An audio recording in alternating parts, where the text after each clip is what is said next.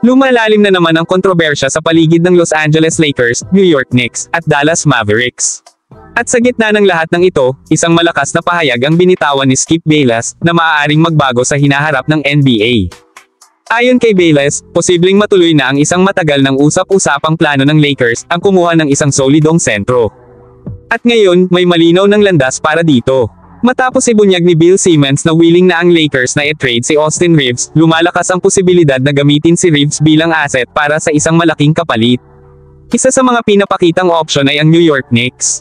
Interesado umano ang Knicks kay Reeves, at sa kabilang banda, isa sa mga maaaring kapalit ay si Mitchell Robinson, isang defensive anchor na matagal ng target ng Lakers upang palakasin ang kanilang frontcourt.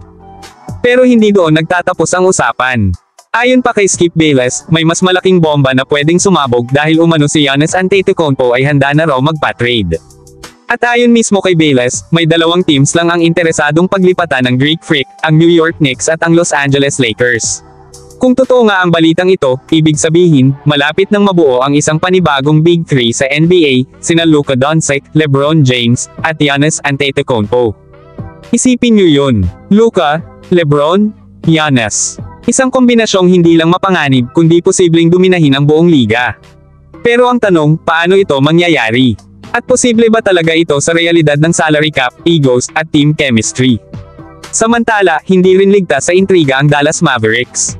Sa gitna ng lumalaking tensyon sa pagitan nina Luka Doncic at Anthony Davis, isang tandem na hindi kailanman naging formal pero lagi nang napag-uusapan, isang biglaang pangyayari ang ikinagulat ng lahat.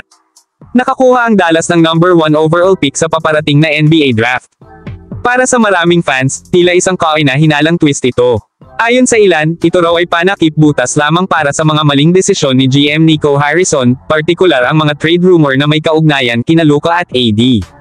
Mas lalong naging mainit ang diskusyon sa social media. Marami ang naniniwala na parang consolation prize na lamang ang draft pick na ito, isang pampalubag loob para mapanatiling tahimik si Luka sa kabila ng mga issue. May nagsasabi pa na tila pinaboran daw ng NBA ang Dallas upang hindi tuluyang masira ang relasyon ng mga fans sa franchise, at upang hindi mag-escalate ang anumang internal conflict. Ang tanong ngayon, may kinalaman ba ang NBA sa mga nangyayaring ito sa likod ng kamera? Pinapaborin ba talaga ang ilang teams? At kung totoo mang gusto na ni Giannis lumipat, kakayanin ba ng Lakers ang isang blockbuster trade na magbibigay sa kanila ng isa sa pinakadominanteng manlalaro sa mundo? Sa ngayon, lahat ng ito ay spekulasyon pa lamang. Pero sa NBA, kung saan minsan ang chismis ay nauuwi sa realidad, hindi malabong may mangyaring matindi sa mga susunod na linggo. Ang dapat nating bantayan, magiging agresibo ba ang Lakers sa paghabol kay Giannis? Makukuha ba nila si Mitchell Robinson kapalit ni Reeves? At ano nga ba ang tunay na dahilan kung bakit binigyan ng NBA ang Dallas ng number 1 pick? Ang liga ay tila papunta sa isang panibagong yugto, mas magulo, mas puno ng tensyon, at mas hindi mo na alam kung saan ang totoo at saan ang scripted.